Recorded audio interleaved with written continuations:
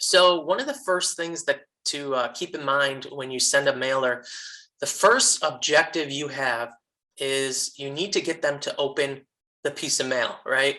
So how do we get them to actually open it so that they can read it? Because not everybody opens mail. I can admit to this. When I get an envelope that looks like junk mail, I don't even waste my time opening it. I rip it up and throw it out. So how can we eliminate that? We need them to open it. One of the things that I do is I will handwrite the outside of the envelope. Obviously, this takes a little bit of time, um, but I've found that to work pretty well. There are actually resources and sites that you can use where people will do this for you. They'll handwrite all the outside of the envelopes. Now you can also use websites such as Postalo City, I believe it's called. You can send out thousands of mailers within 30 seconds. It's really quick and easy. But the envelopes that they send out look a little bit more business professional.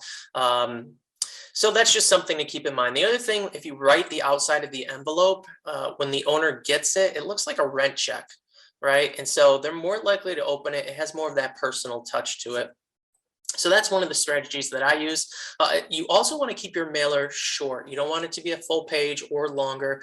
They will throw it out. So let's be honest, nobody likes to read mail. We're all very cautious of our time. We value our time. So nobody wants to sit there and read a full page letter and figure out what is this even, right? And if somebody opens up a piece of mail that's a page or longer, it automatically creates tension because first of all, number one, they don't want to be reading it. And number two, because there's tension there, they're going to be looking for any excuse they can to just toss it out. So they're going to skim through it real quick, most likely toss it out. So if you can keep your mailer about a quarter of a page to a half a page, a couple things happen. First thing is it removes that tension, so they're more likely to read it. Number two, because it's short, it looks different. And because it looks different, it creates curiosity. And curiosity is a really good way for people to take action. It's a really great marketing strategy.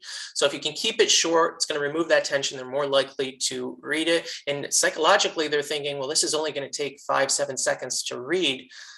So they're more likely to do it because they know they don't have to invest a lot of time into it. So keeping it short is really helpful. I found that works well. And then keep in mind, last impressions are lasting impressions. Chris Voss talks about this, where he says, people don't necessarily remember the beginning of your conversations. They remember how they end. So save anything positive for the end of your letter or your conversation. So save it for the end because the last impressions are lasting. And you can even do something as simple as putting a little photo of you or your spouse or your family, just to show them, hey, you're just a regular guy or a regular girl just looking to purchase a storage facility. It looks nice, it's welcoming.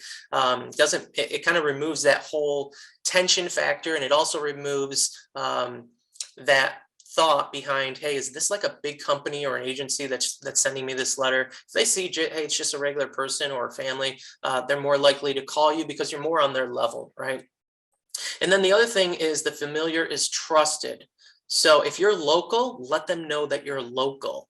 Okay, that's really, really important. And it also opens the door for you to have a more open conversation and start building rapport. If you start talking about areas in your location that you're both familiar with, or maybe even some common people that you know, you're just strengthening your connection, right? So if you're local, let them know you're local. The familiar is trusted.